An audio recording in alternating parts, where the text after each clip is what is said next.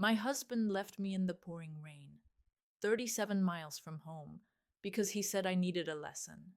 He didn't know I'd been recording everything for 8 months. He also didn't know that my brother was already waiting just behind the abandoned gas station with an umbrella and a thermos of coffee, ready to help me begin his downfall.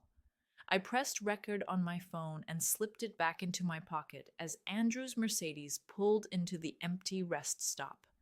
The rain hadn't started yet, but I could smell it coming.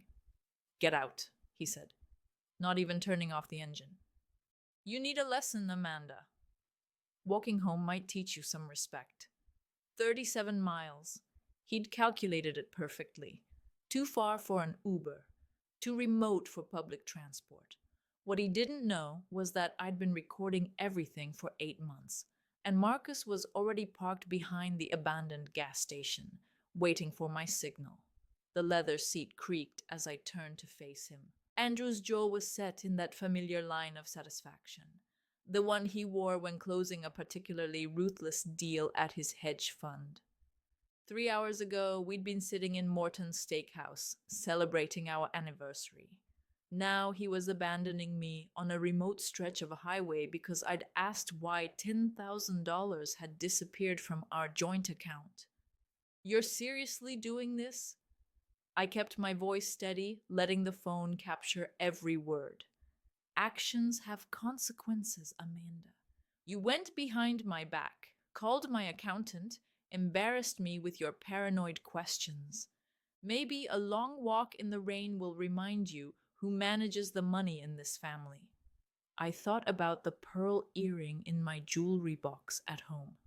Nain's earring. I'd found it under our bed 2 days ago. The $10,000 had probably bought her something pretty, but I didn't mention it. Not yet. Everything had to happen in the right order, just as Marcus and I had rehearsed. "It's going to storm," I said, gesturing at the darkening sky. "Then you'd better start walking." His fingers drummed against the steering wheel. "Unless you want to apologize right now and admit you were wrong." Before we continue, I want to thank you for being here with me today. If you believe that no one deserves to be abandoned in a storm, literal or metaphorical, please consider subscribing. It's free and helps these important stories reach those who need them most. My channel is called Revenge Emmy, and my only goal is to share these incredible stories of justice and resilience with as many people as possible. So please, if you're a fan of seeing the bad guys get what's coming to them, hit that subscribe button right now. 6 months ago, I would have apologized. 6 months ago, I still believed the marriage could be saved. That was before I'd found the second set of books for his company, before the mysterious withdrawals, before discovering he'd been slowly transferring our assets into accounts only he controlled. The moment I'd started asking questions, he turned vicious. Tonight was his escalation, but it was also his mistake. "I'll walk," I said, opening the door. "Smart choice. Maybe by the time you get home, you'll remember your place." I stepped out onto the cracked asphalt. The rest stop had been abandoned for years, just a dark building with boarded windows and a parking lot being reclaimed by weeds. Andrew had chosen it specifically for its isolation. He'd mentioned it last week casually while we were driving past. "Imagine being stranded here," he'd said, "miles from anywhere." That's when I knew what he was planning. The Mercedes engine revved through the passenger window. I could see him checking his phone, probably texting Nayan that the deed was done. Then he pulled away, tires squealing slightly on the worn pavement, leaving me standing alone in the gathering darkness. I counted to 60, watching his taillights disappear around the bend. Then I walked calmly toward the abandoned gas station, where Marcus's black Ford was hidden. My brother stepped out, holding an umbrella and a thermos of coffee. "Did you get everything?" he asked. "Every word." I pulled out my phone, stopping the recording. He actually said, I need to remember my place. Marcus shook his head. 3 years of watching him control you is bad enough, but this? He gestured at the empty rest stop. This is criminal abandonment. Rebecca's going to have a field day with this recording. I accepted the coffee gratefully, feeling the warmth spread through my hands. The rain was starting now, fat drops hitting the cracked concrete. By morning, Andrew would think I'd spent the night walking through a storm, broken and humiliated. He'd expect to find me huddled on our doorstep, ready to beg forgiveness. Valentina's ready? I asked. She's been monitoring the accounts all evening. The moment he transferred that $10,000 this afternoon, she documented everything. The forensic audit goes back 2 years. He's been bleeding money into offshore accounts, probably planning to divorce you once he'd hidden enough. And Rebecca? Filing the emergency papers at 9 tomorrow morning. Abandonment, financial abuse, fraud. She says, with tonight's recording, plus everything else we've gathered, he won't know what hit him. We climbed into Marcus's truck just as the sky opened up. Rain hammered against the windshield. I thought about Andrew driving home satisfied with his cruel lesson, maybe pouring himself a scotch to celebrate putting his wife in her place. He had no idea that 8 months ago, when he'd first started hiding money, I'd hired my own team.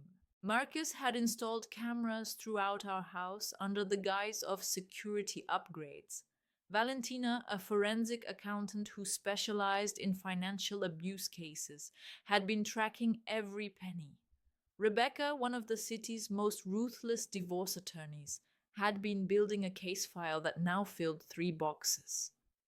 The house recordings uploaded successfully, Marcus said, checking his phone.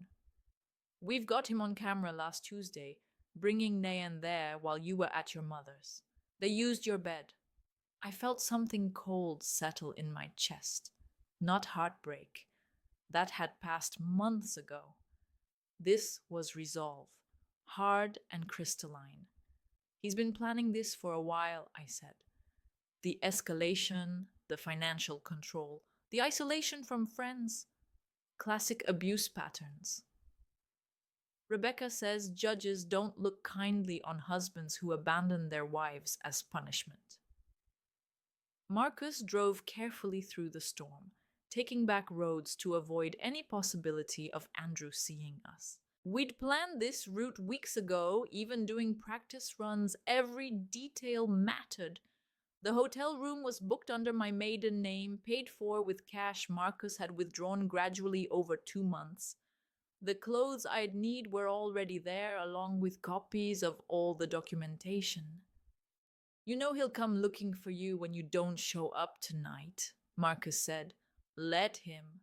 The hotel security cameras will show me checking in alone, soaking wet, traumatized. The front desk clerk will testify that I could barely speak through the tears. Rebecca coached me on exactly what to say and how to act. The rain grew heavier as we drove toward the city. Andrew would be home by now, probably on his second drink, maybe calling Nayan to brag about teaching me a lesson. Tomorrow morning, he'd wake up expecting to find me broken. Instead, he'd find his assets frozen, his office locked, and federal investigators waiting to discuss the discrepancies Valentina had uncovered in his hedge fund's books. Are you ready for this?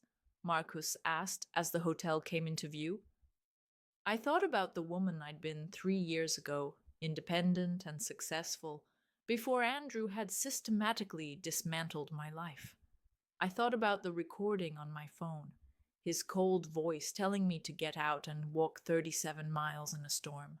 I thought about Nain's earring and the empty bank accounts and the prenup he'd hidden in his office that would have left me with nothing.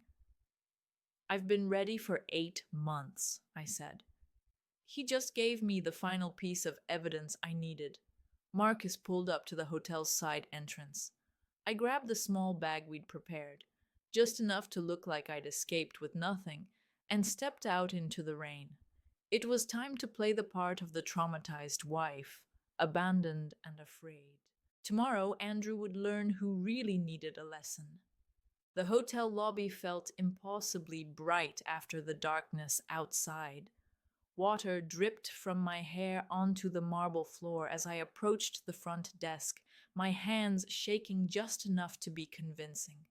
The night clerk, a young woman with kind eyes, immediately reached for a stack of towels. "Oh my goodness, are you all right?"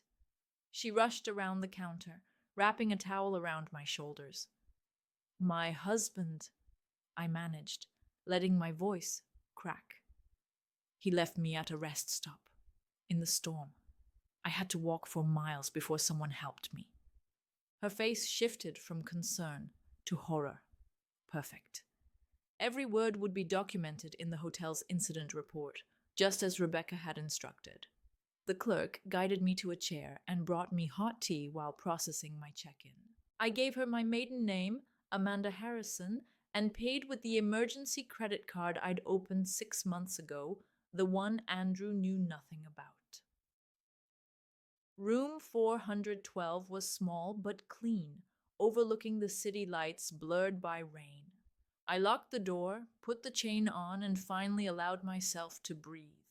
Then I pulled out my second phone, the one Marcus had given me, and played back the recording from the car.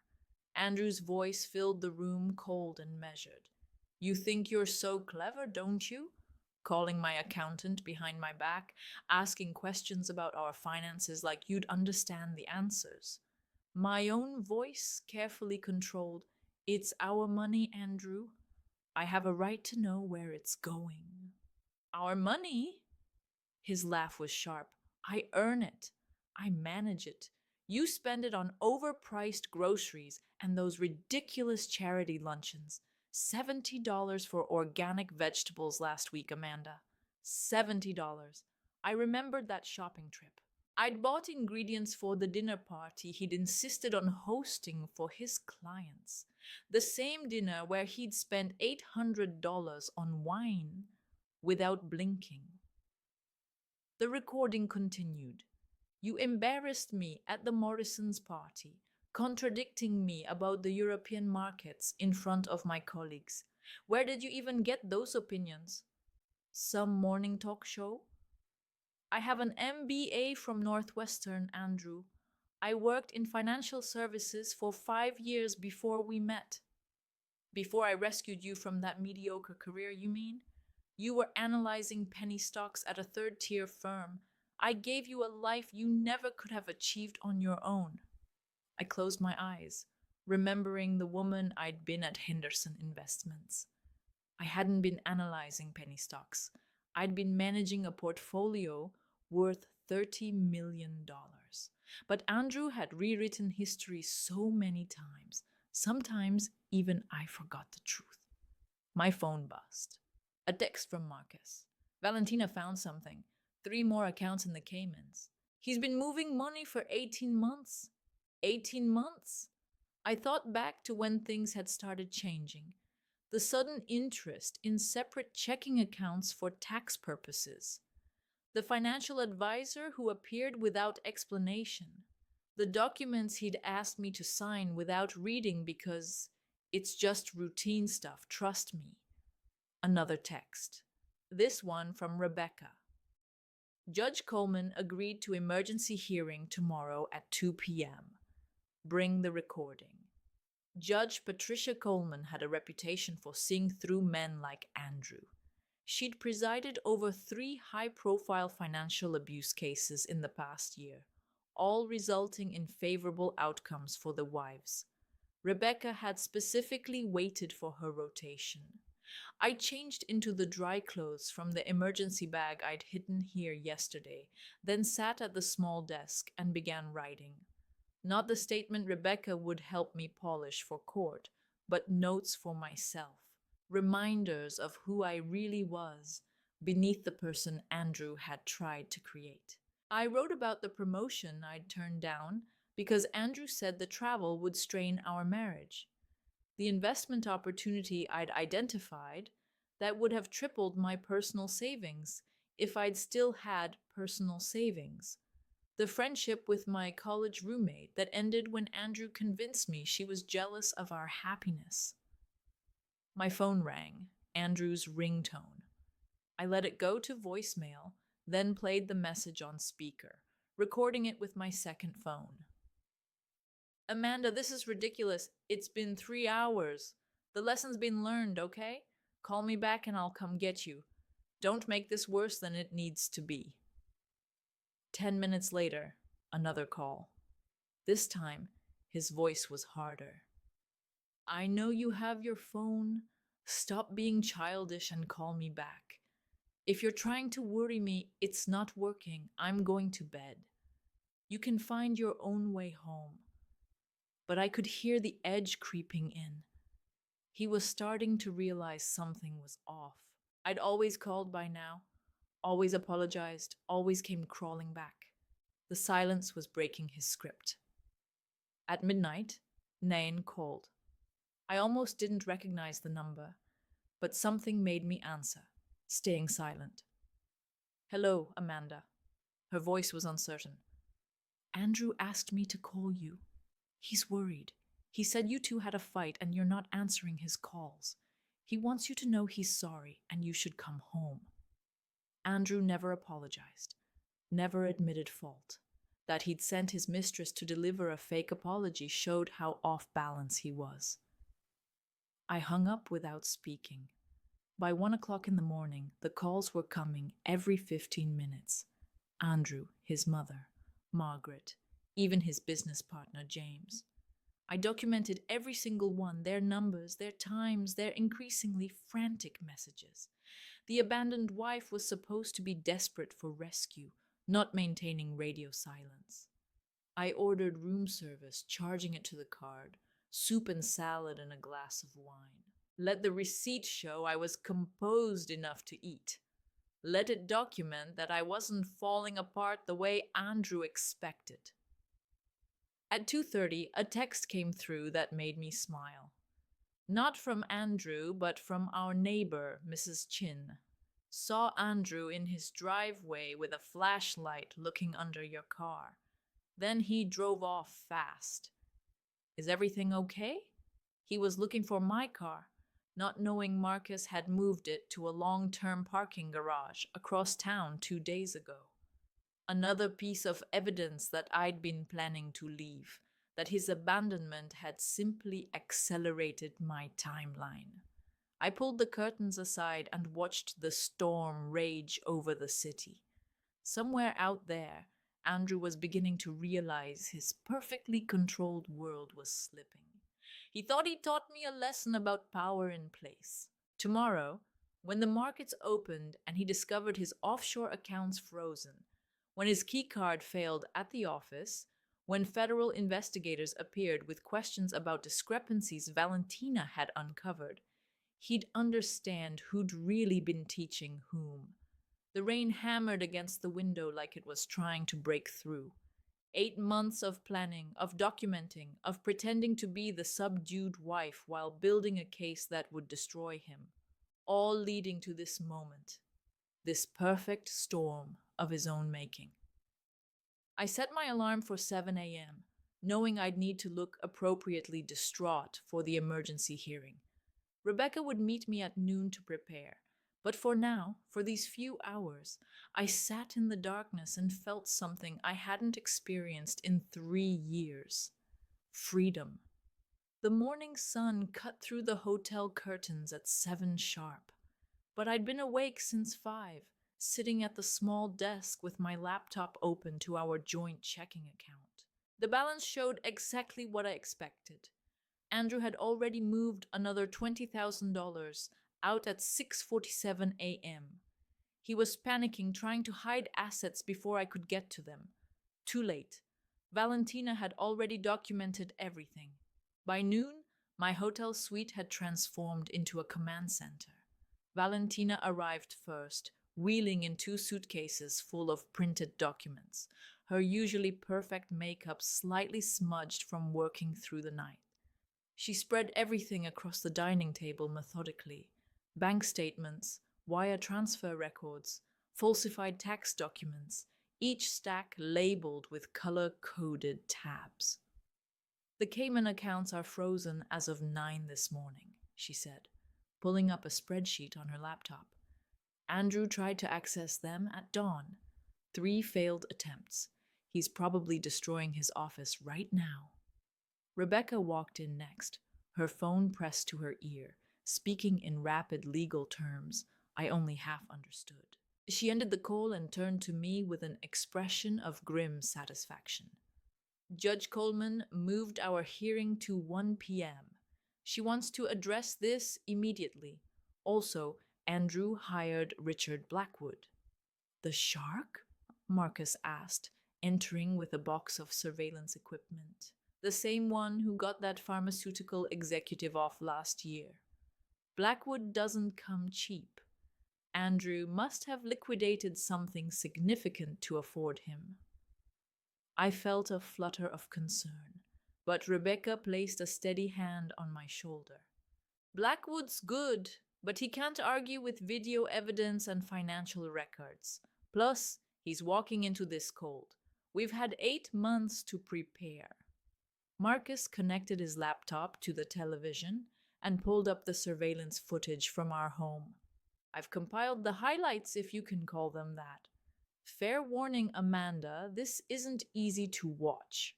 The first clip showed Andrew in his study at 2 a.m. 3 weeks ago. I'd been asleep upstairs, knocked out by the sleeping pills he'd started suggesting I take for my anxiety. On screen, Andrew carefully photographed documents from our safe, then placed them back exactly as they were. The documents were our joint investment portfolios, my mother's power of attorney forms, and the deed to the lake house my grandmother had left me. He's been building a duplicate file, Valentina explained, creating forgeries with subtle changes. If you hadn't caught this, he could have slowly replaced the originals. The next clip was worse. Andrew and Nayan in our living room 2 months ago when he told me he was at a client dinner. She was wearing my robe, the silk one from our honeymoon in Paris.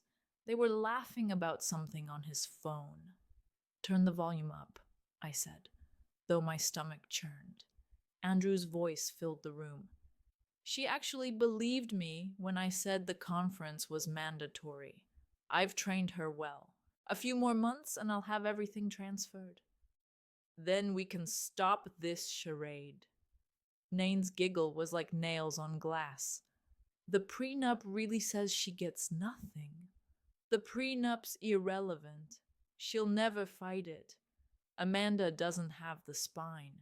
By the time she realizes what's happening, we'll be in Costa Rica and she'll be too broken to do anything about it.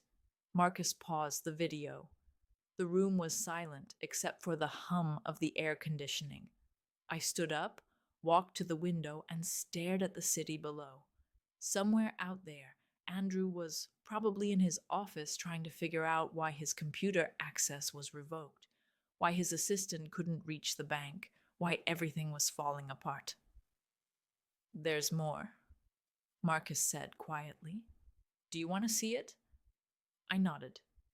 The next clip showed Andrew on the phone in our garage, pacing between our cars. The timestamp showed last Tuesday when I'd been at my book club.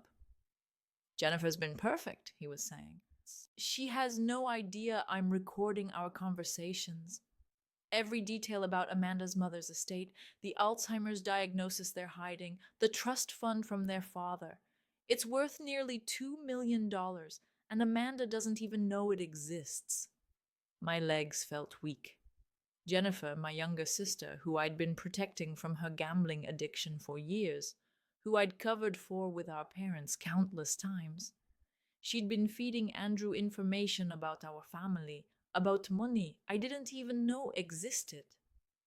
When did he contact her? I asked, my voice barely a whisper. Valentina pulled up phone records. First contact was 13 months ago.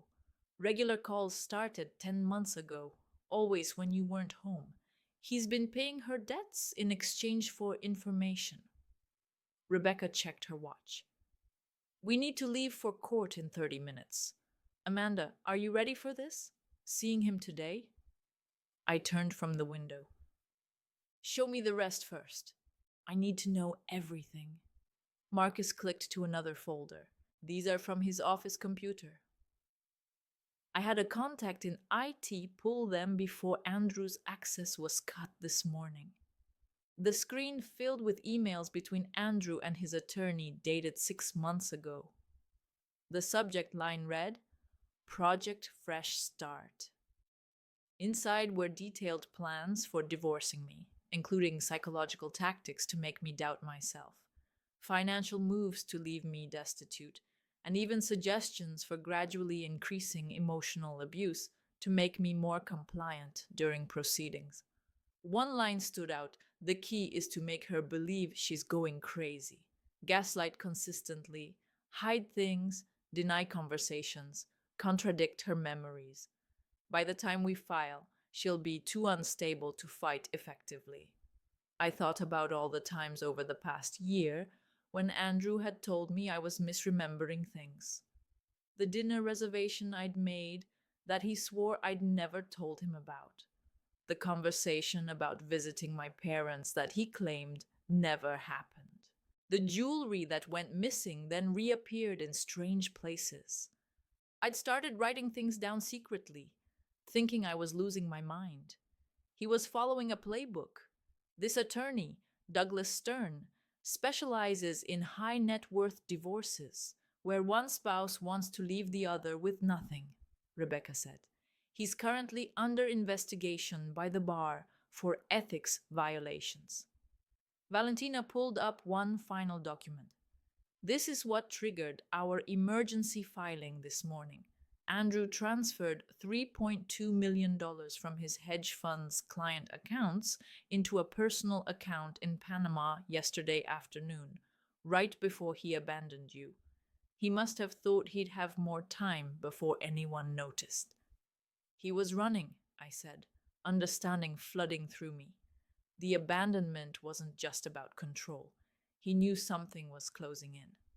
The SEC received an anonymous tip yesterday morning, Rebecca said with a slight smile, about irregularities in his fund's reporting.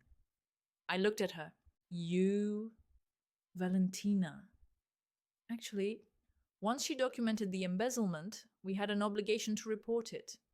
The weight of Andrew's crimes was staggering. This wasn't just about our marriage or his affair.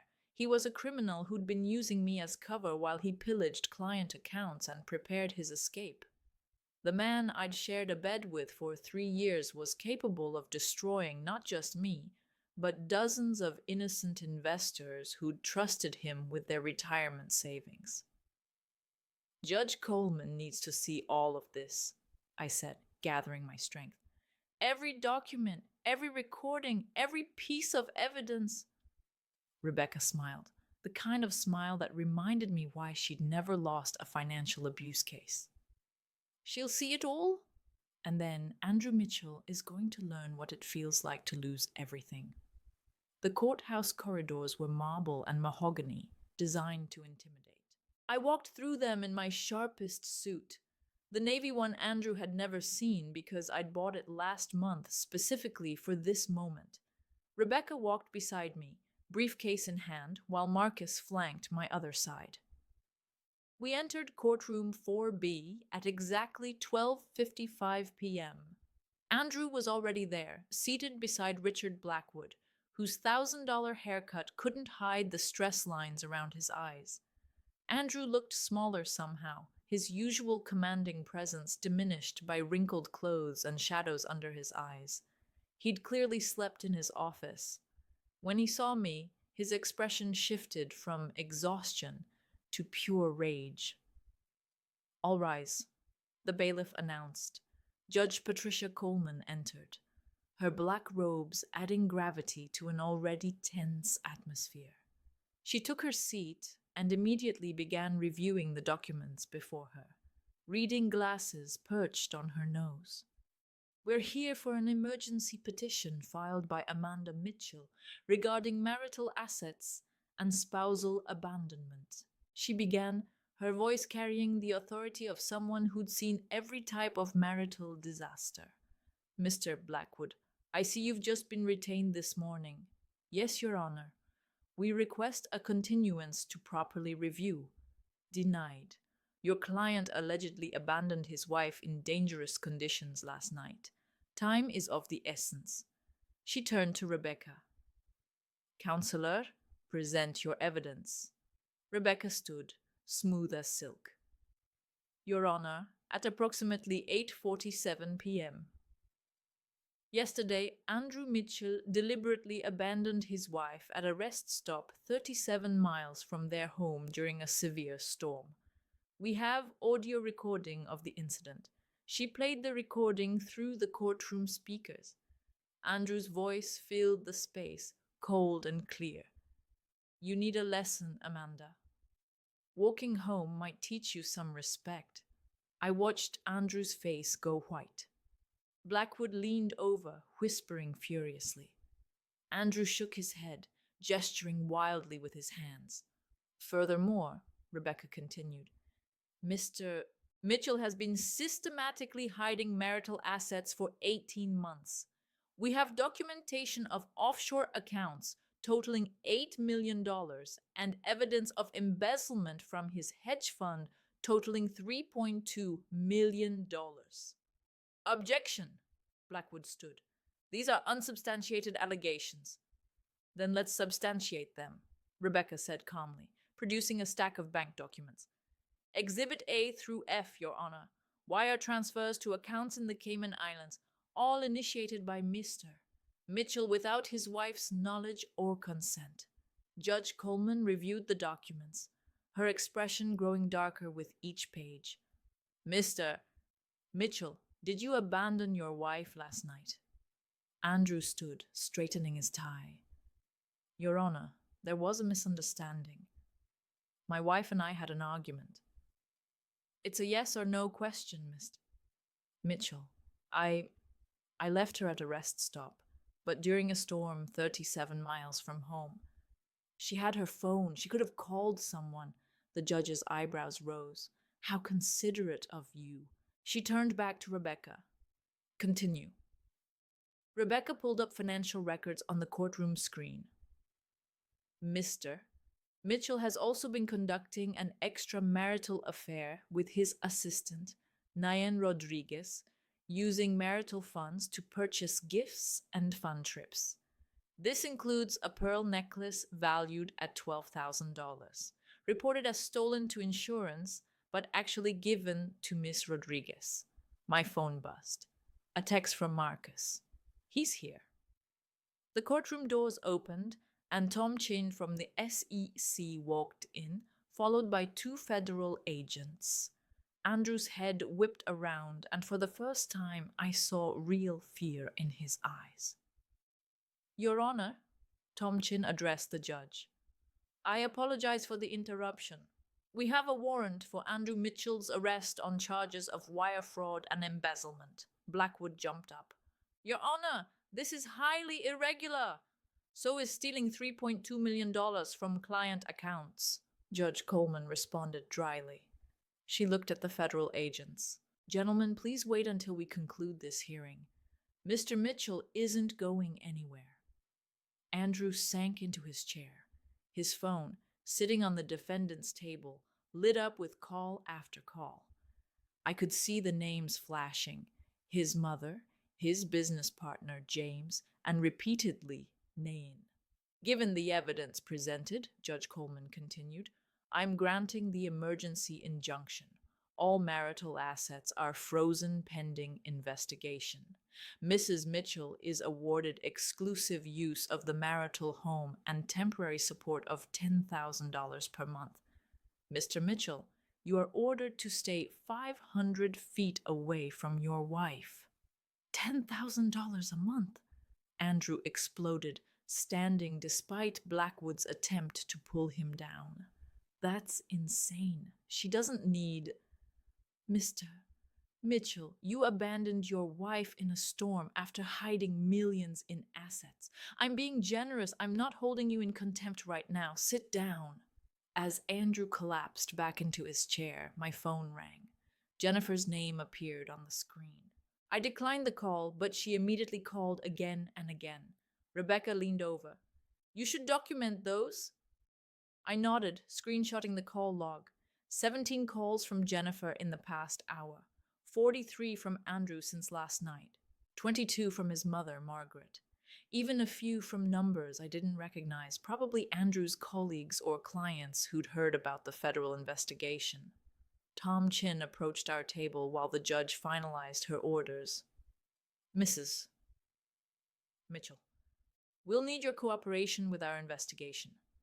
Your attorney mentioned you have additional evidence. I nodded. 8 months of documentation, financial records, recordings, emails, everything. Good. Your husband's looking at 15 to 20 years if convicted on all charges. Andrew must have heard him because he suddenly stood again, pointing at me. You did this! You set me up! This whole thing was a trap! Judge Coleman's gavel came down hard. Mr. Mitchell, control yourself or I'll add contempt charges.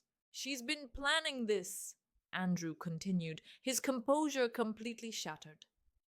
The recording, the documentation. She knew I was going to leave her there. So you admit to abandoning her? The judge asked. Blackwood physically pulled Andrew back down, but the damage was done. Andrew had just confessed in open court in front of federal agents to deliberately abandoning me. As we prepared to leave, Nayan burst through the courtroom doors. Her designer dress was wrinkled, her carefully styled hair disheveled. She looked around wildly until her eyes landed on Andrew.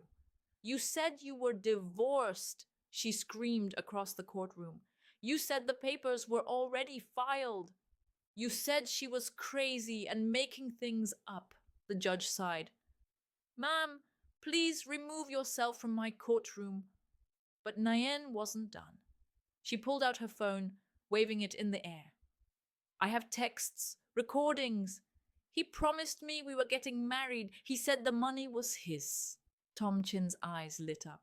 He approached Nayan carefully. Ma'am, we'd very much like to speak with you. Andrew's destruction was complete. His mistress was turning state's evidence.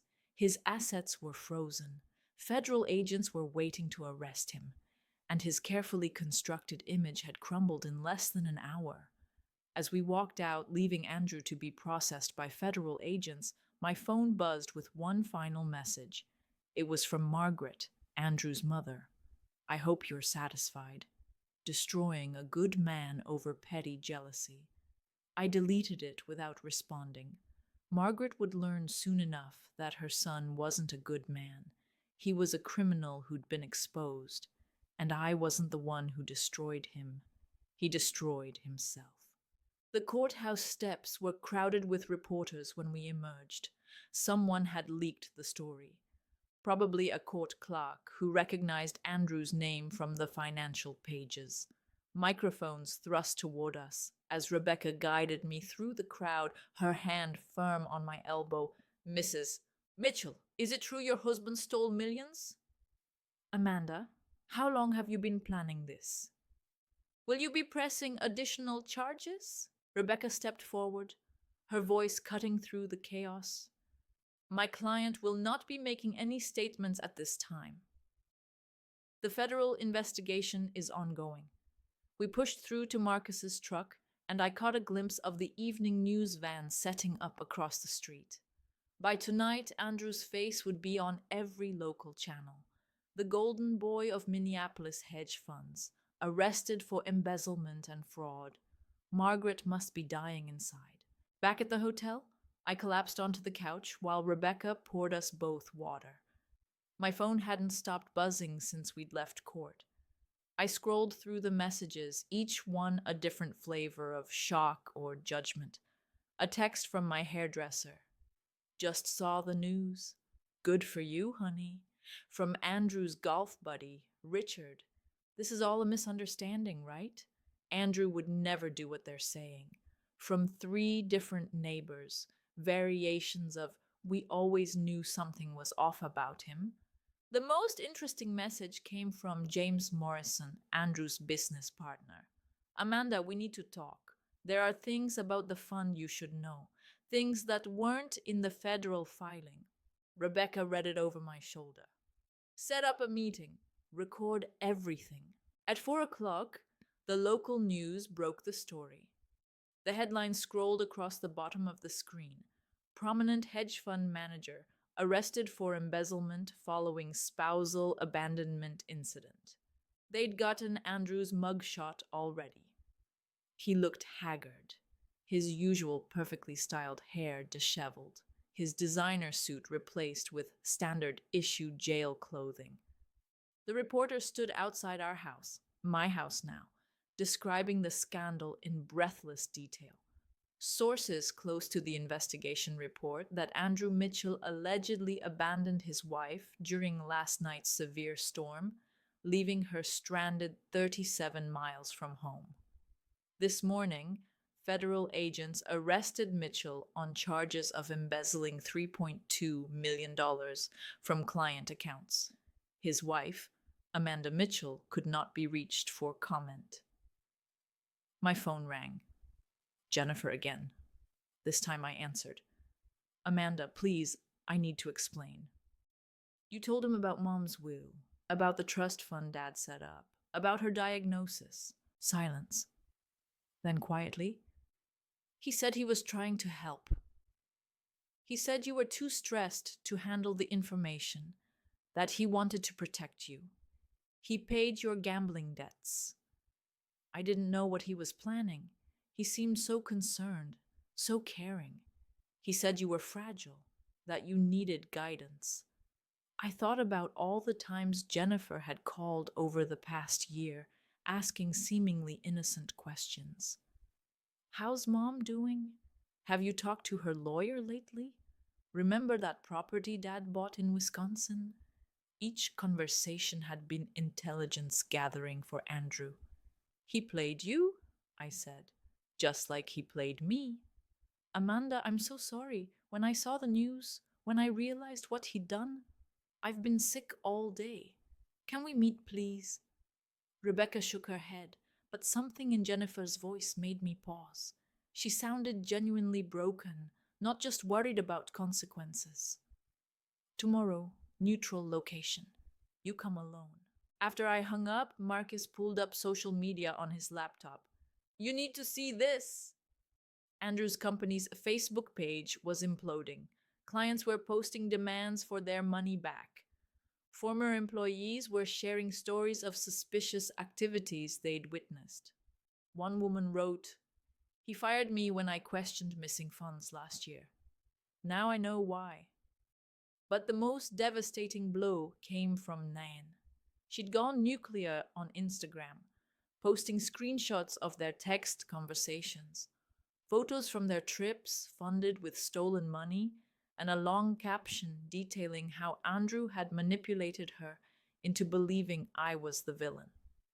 He told me his wife was emotionally disturbed, she wrote, that she refused to grant him a divorce, that she threatened to ruin him if he left. I believed every word because he was so convincing, so sophisticated. I was an idiot, but he was a master manipulator. The photos were damaging. Andrew and Nain in first-class seats to Paris, champagne glasses raised. Andrew and Nain at the exact resort in Mexico where we'd celebrated our 5th anniversary. Andrew and Nain in our bed. She'd actually posted that one, though Instagram quickly removed it. By 6 o'clock, Andrew's mother, Margaret, had released a statement through her lawyer. Rebecca read it aloud, barely containing her laughter. The Mitchell family is shocked by these allegations. We believe this is a coordinated attack orchestrated by a vindictive spouse seeking financial gain. Andrew Mitchell is an upstanding member of the community who has been victimized by a calculating woman who married him for his money. She's really going with that angle, Marcus asked, after what everyone heard her say in court. My phone rang again. This time it was a number I didn't recognize. Against Rebecca's advice, I answered. Mrs. Mitchell, this is Patricia Huang from the Wall Street Journal. We're running a story about systematic fraud in boutique hedge funds. Your husband's case is part of a larger pattern we've been investigating. Would you be willing to share your experience? Rebecca took the phone. This is Amanda Mitchell's attorney. All press inquiries should be directed to my office. She hung up and turned to me. By tomorrow, this will be national news. Andrew didn't just destroy himself. He's taking down an entire network of corrupt fund managers. The FBI is expanding their investigation. I walked to the window, looking out at the city lights. Somewhere in Federal Holding, Andrew was probably meeting with Blackwood, trying to figure out how to spin this, but there was no spinning video evidence, recorded confessions, and millions in stolen money. My phone lit up with one more message. This one from David Brennan, Andrew's biggest client. Mrs. Mitchell, I want you to know that several of us victims are pursuing civil suits against your husband. However, we want to be clear. You are not our target. We know you are a victim too. In fact, we'd like you to testify about what you observed. The irony was perfect. Andrew had spent years telling me I was too stupid to understand finance, too naive to grasp business. Now his former clients wanted my testimony to help bury him. As the sun set over Minneapolis, painting the sky the color of justice, I realized that Andrew's public downfall was just beginning. Tomorrow, there would be more headlines, more revelations, more people coming forward with stories about the man they trusted with their money. But tonight, for the first time in 3 years, I sat in peaceful silence, no longer afraid of his footsteps, his moods, his cruel words designed to keep me small. The man who'd abandoned me in the rain had created his own storm, and now he was drowning in it. The next morning brought a knock at my hotel door that I wasn't expecting. Through the peephole, I saw Jennifer standing in the hallway, her usually perfect appearance completely undone. Her hands shook as she clutched a manila envelope to her chest, and her eyes were red-rimmed from crying. I opened the door but didn't invite her in. I thought we agreed to meet at a neutral location. I couldn't wait. Amanda, please, there are things you need to know right now.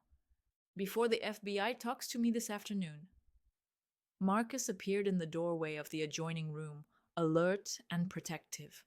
I nodded to him that it was okay, then let Jennifer inside. She sat on the edge of the couch, placing the envelope on the coffee table with trembling fingers. Andrew first contacted me 13 months ago, she began, her voice barely above a whisper. He knew about the gambling. I don't know how he found out, but he knew I owed $47,000 to some very unforgiving people. And you agreed? My voice was flat, controlled. I was desperate. They were threatening to go to my employer, to ruin my career. Andrew seemed like he genuinely wanted to help. He said you were too proud to ask our parents for money, that he wanted to surprise you by solving family problems behind the scenes. She opened the envelope and pulled out a stack of printed emails. These are our conversations. Every one of them. I printed them all last night when I realized what he'd really been doing. I picked up the first email, dated over a year ago. Andrew's tone was warm, concerned, brotherly even. He wrote about wanting to be a better husband, wanting to understand my family dynamic so he could support me better. The manipulation was masterful. He was particularly interested in Mom, Jennifer continued. He wanted to know about her health, her mental state, her finances. I thought he was planning something nice for her, maybe paying for better care. You told him about the Alzheimer's. Jennifer nodded, tears streaming down her face. She made me promise not to tell you. She didn't want you to worry, said you had enough stress with Andrew being so demanding, but he was so persistent, so caring. He said he'd noticed signs and wanted to help. I kept reading. The emails showed Andrew's questions growing more specific over time. What properties did our parents own? Were there any trusts? Who was the executor of their wills? Jennifer had answered everything, believing she was helping her brother-in-law better care for our family. Last month, he asked me to get Mom to sign some papers, Jennifer said. He said they were for insurance purposes, that it would protect her assets if her condition worsened. I actually took them to her, Amanda. Thank God her lawyer was there that day and recognized them as property transfer documents. That's when I started to realize something was wrong. My phone buzzed. David Brennan was calling. I put him on speaker so Marcus could hear. Mrs. Mitchell, I'm sorry to bother you, but this is urgent. I've been going through our client files all night. Andrew wasn't just stealing from the general fund. He specifically targeted our elderly clients, particularly widows. What do you mean targeted? Mrs. Eleanor Hartley, for instance. Her husband died 2 years ago, left her everything with specific instructions that Andrew personally manage her portfolio. Within 6 months, Andrew had convinced her to sign power of attorney documents. She thought she was giving him authority to make trades. He used it to drain her accounts. I felt sick. Eleanor Hartley was 78 years old. I'd met her at several company events. A sweet woman who always talked about her grandchildren. How much did he take from her? $800,000. But here's the worst part.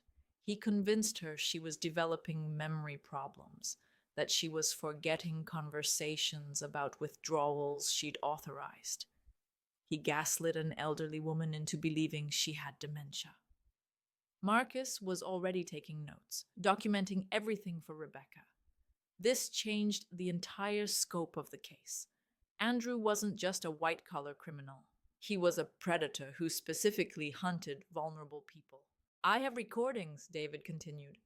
I started secretly recording our partnership meetings 2 years ago when I noticed discrepancies. I was building a case to take to the authorities, but I was scared. Andrew had connections everywhere. But now that he's already in custody, I want to provide everything I have. After David hung up, Jennifer pulled out one more document from her envelope. There's something else about Dad's estate. Our father had died 5 years ago, leaving what we thought was a modest inheritance, split between Jennifer and me. But the paper she handed me showed something different. A trust account in my name alone, established the year before he died. He knew about my gambling even then, Jennifer said quietly. He loved me, but he didn't trust me with money. So he set this up for you with Mom as the trustee. It's worth about $2 million. Andrew found out about it through me, and he's been trying to access it for months. I stared at the document. $2 million my father had hidden to protect it from both Jennifer's addiction and, unknowingly, from my husband's greed. The account was held at a small private bank in Wisconsin, one Andrew wouldn't have known about without Jennifer's information. We need to go see Mom, Jennifer said. Today. She's been holding on to something for you, something she wouldn't even tell me about. She said she was waiting for the right moment. An hour later, we sat in my mother's room at the memory care facility. She was having one of her increasingly rare clear days. Her eyes were bright and focused as she held my hand. I knew what he was the first time I met him, she said, her voice stronger than it had been in months. The way he looked at our house, evaluating everything like he was cataloging assets. the way he steered conversations toward money. Your father saw it too. She reached into her bedside drawer and pulled out a small key. Safety deposit box. First National Bank on Hennepin.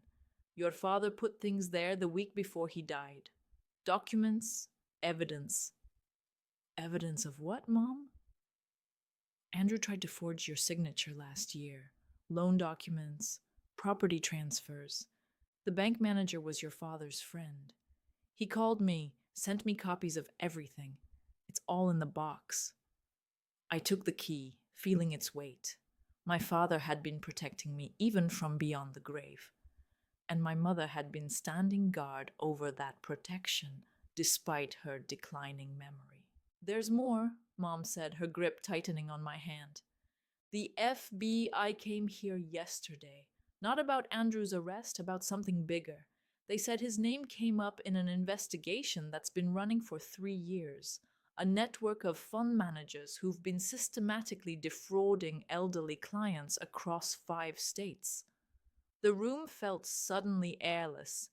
Andrew's abandonment of me in the rain wasn't just about control or cruelty.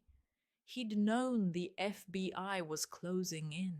He'd wanted me broken and compliant because he thought he could use me as either a shield or a scapegoat when everything collapsed. He never expected you to fight back, my mother said, a small smile crossing her face. Men like him never do.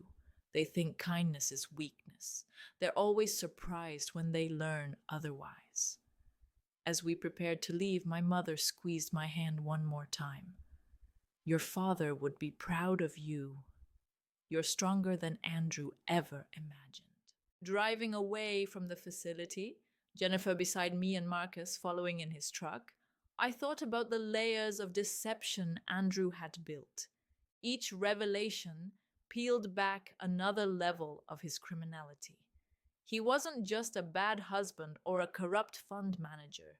He was the center of a web of financial abuse that had destroyed dozens of lives. But he'd made one fatal error. He'd assumed that the woman he'd left in the rain would stay there, broken and defeated. Instead, she'd become the storm that would wash away everything he'd built on the suffering of others.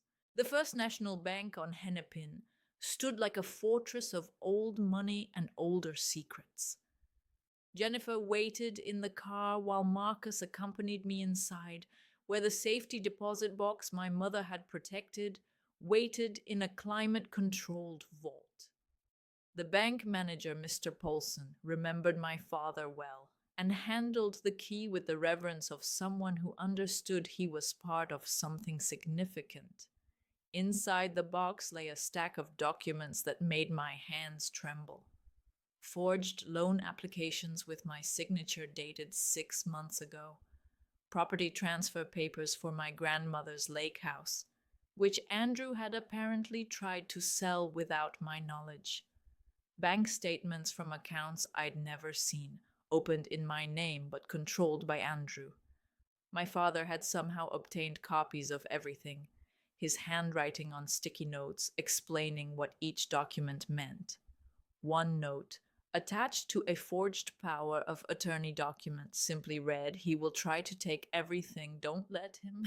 Marcus photographed every page while I sat in stunned silence. The scope of Andrew's betrayal kept expanding like ink spreading through water. This wasn't just about our marriage or even the stolen millions. He'd been systematically working to erase my financial existence, to make me completely dependent on him, or worse, to frame me for his crimes if necessary. 4 months later, I walked into the federal courthouse for the first day of Andrew's criminal trial. The media attention had only intensified since his arrest.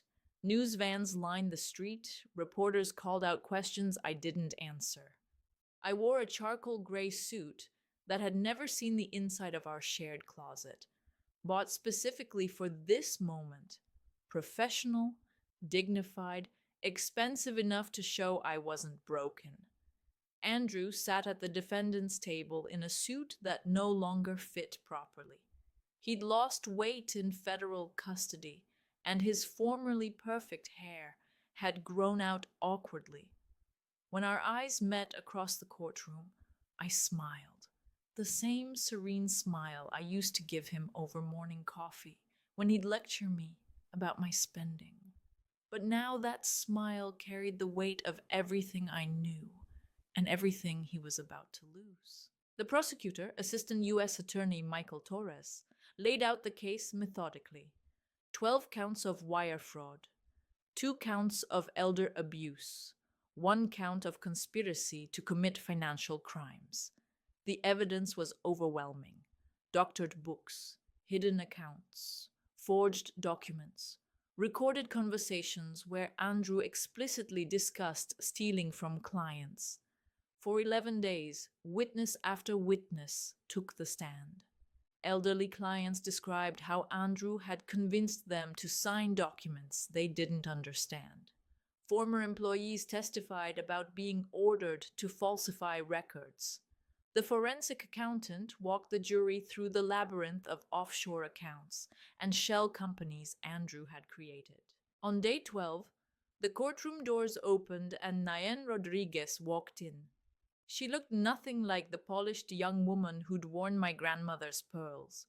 Her designer clothes had been replaced with a conservative dress, her elaborate hairstyle with a simple bun. She'd been granted immunity in exchange for her testimony, and she was about to bury Andrew with it. Miss Rodriguez, the prosecutor began, how long were you romantically involved with the defendant? 18 months, Nain answered, her voice steady but quiet. And during that time, did Mr. Mitchell ever discuss his business practices with you? Yes, frequently. He thought it was amusing to explain how he was moving money around without anyone noticing. He called it playing three-dimensional chess while everyone else played checkers. She produced recordings from her phone, conversations where Andrew bragged about targeting elderly clients, about hiding money from me, about his plans to disappear to Costa Rica once he'd accumulated enough. In one recording, his voice clear and damning, he said, Amanda's the perfect cover. Sweet, trusting, asks no questions. By the time she figures out what's happening, I'll be gone and she'll be left holding the bag. But Nayen's most devastating revelation came near the end of her testimony. 3 weeks before his arrest, Andrew told me he was planning to leave me too. He had another woman in Costa Rica, someone he'd met online. He was going to abandon me, just like he abandoned his wife. The look on Andrew's face was worth every moment of pain he'd caused me. His jaw dropped. His attorney frantically whispered in his ear, but the damage was done.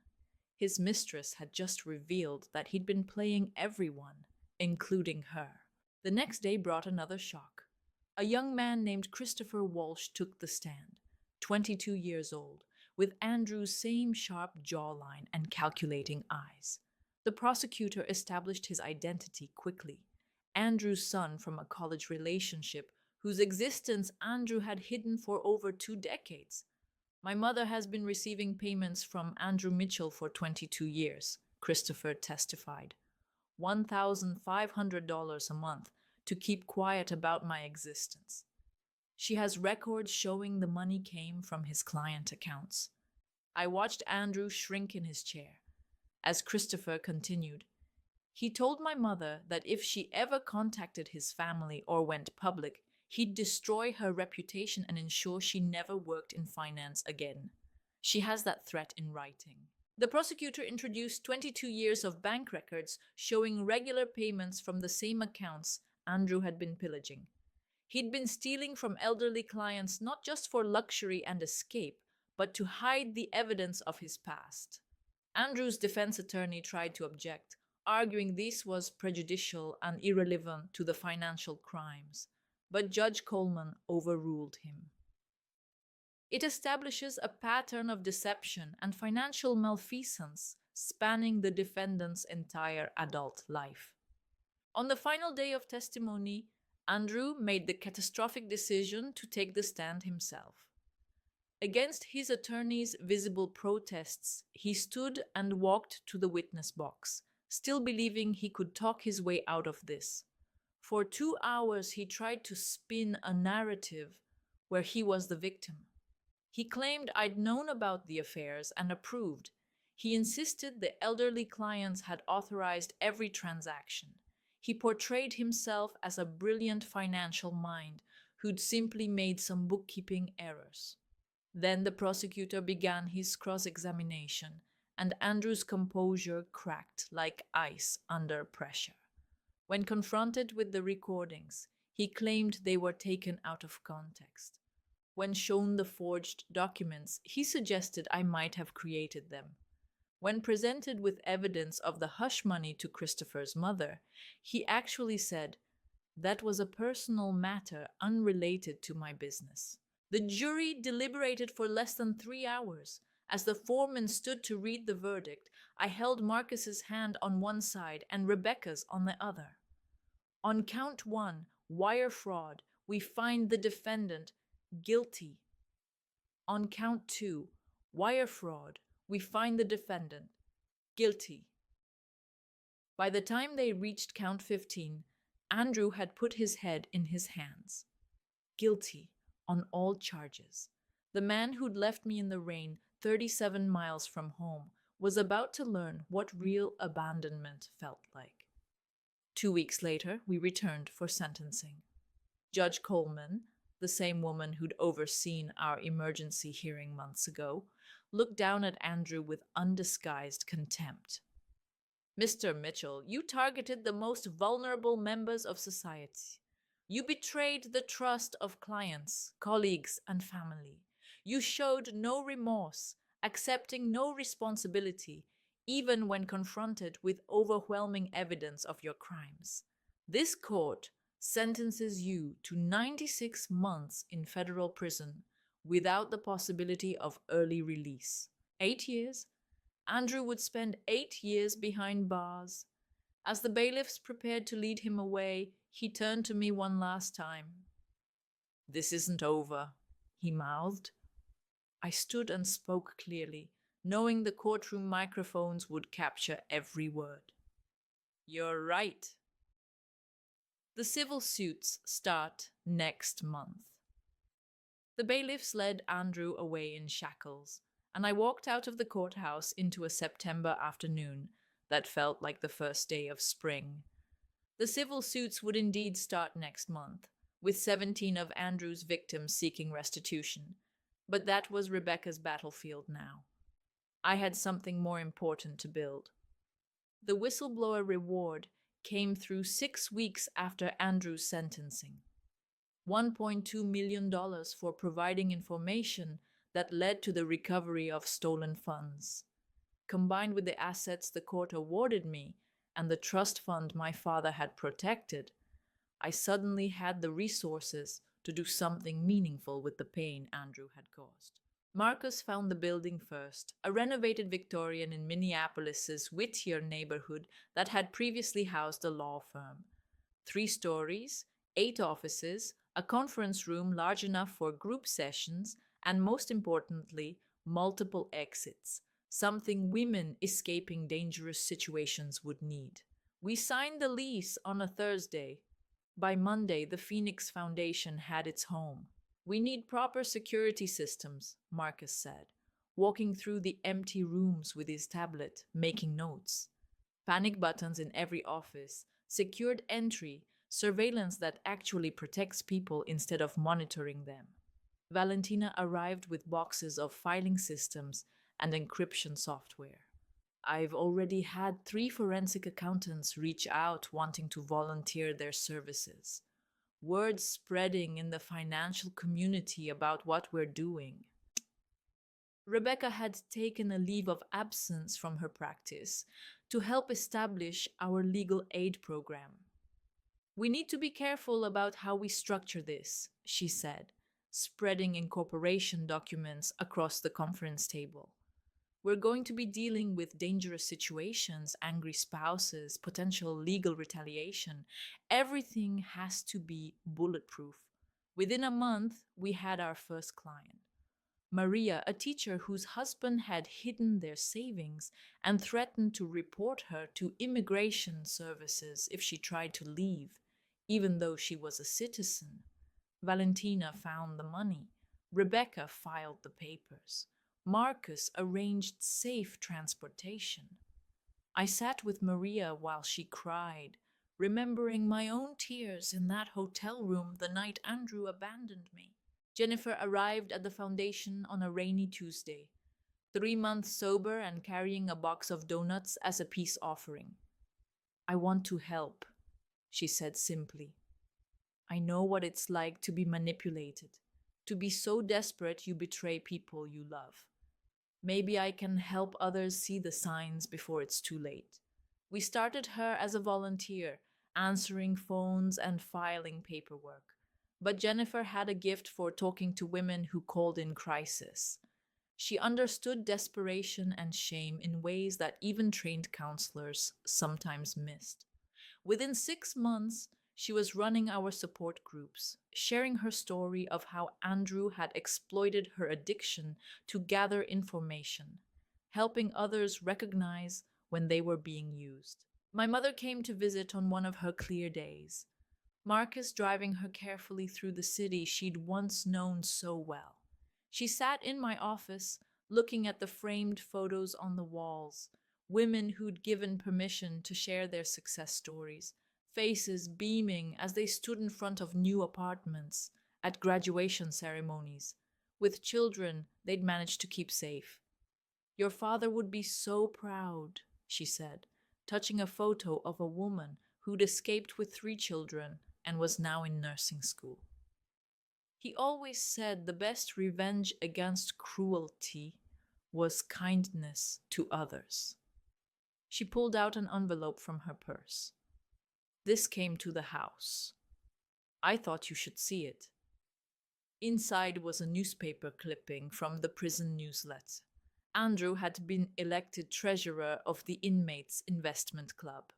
Even behind bars, he was trying to maintain his image as a financial genius. I almost laughed at the absurdity of it. The surprise volunteer came 7 months after the trial. Nayan Rodriguez stood in our reception area, looking nothing like the woman who'd worn my grandmother's pearls. She'd cut her hair short, traded designer clothes for simple slacks and a button-down shirt, and carried herself with a humility I'd never seen before. I've been in therapy, she said, sitting across from me in my office, working through how I got involved with someone like Andrew, why I ignored the red flags, why I participated in hurting you. I know I can't undo what I did, but maybe I can prevent other young women from making my mistakes. She started by speaking at colleges, warning business students about older men in power who promised career advancement in exchange for companionship. She was brutally honest about her own choices, taking responsibility while also explaining the gradual manipulation that made those choices seem reasonable at the time. He made me feel special, she told a group of graduate students one evening. Like I was smarter and more sophisticated than other women my age. By the time I realized I was just another victim in his game, I was in too deep to see the exit. 1 year after Andrew's sentencing, a letter arrived at the foundation. His handwriting was still perfect, even on prison stationery. 4 pages of vitriol, blaming me for his downfall, claiming I'd orchestrated everything from the beginning, that I'd entrapped him. He listed every perceived slight, every moment he now realized had been part of my plan. The final line read, I hope you learned your lesson. I had the letter professionally framed and hung it on my office wall right next to my degrees and certifications. When clients asked about it, I told them the truth. Yes, I had learned my lesson. I'd learned that when someone shows you who they are through their cruelty, believe them. I'd learned that patience and planning could overcome years of abuse. Most importantly, I'd learned that the best response to someone trying to break you is to become unbreakable, then use that strength to lift others. 18 months after that night at the rest stop, I stood in my office looking at a wall covered in thank you cards. 87 women had found safety through the Phoenix Foundation. Some had needed just legal advice and financial forensics. Others had required complete extraction plans, safe houses, and new identities. Each one had arrived broken in some way, convinced they were trapped, that their situation was hopeless. Eleanor Hartley, the widow Andrew had defrauded, had become our biggest donor. She'd recovered most of her money through the civil suits and insisted on funding our emergency shelter program. That man tried to convince me I was losing my mind, she said at our fundraising gala. Amanda showed me I was actually finding my strength. The rain was falling again outside, drumming against the windows of the Victorian that housed hopes and second chances. I thought about that night, 37 miles from home, standing in the downpour while Andrew drove away, confident he'd broken me. He thought he was teaching me about power and control, about knowing my place. Instead, he taught me that cruelty creates its own destruction, that every action has consequences, and that sometimes the person you abandon in the rain has already seen the storm coming and prepared accordingly. Through the Phoenix Foundation, his act of calculated cruelty had become the catalyst for saving women he never believed deserved saving. The ultimate lesson, the one Andrew never saw coming, wasn't about obedience or respect or knowing one's place. It was about transformation. He tried to leave me powerless in a storm. Instead, I'd become the shelter. If this story of calculated justice kept you on the edge of your seat, hit that like button right now. My favorite part was when Amanda stood in court, wearing the sharp suit Andrew always said made women look too aggressive, and smiled at him with the same serene expression she used to give him over breakfast. What was your favorite moment of sweet revenge? Drop it in the comments below. Don't miss more gripping stories like this. Subscribe and hit that notification bell on the Revenge Amy channel so you never miss an upload.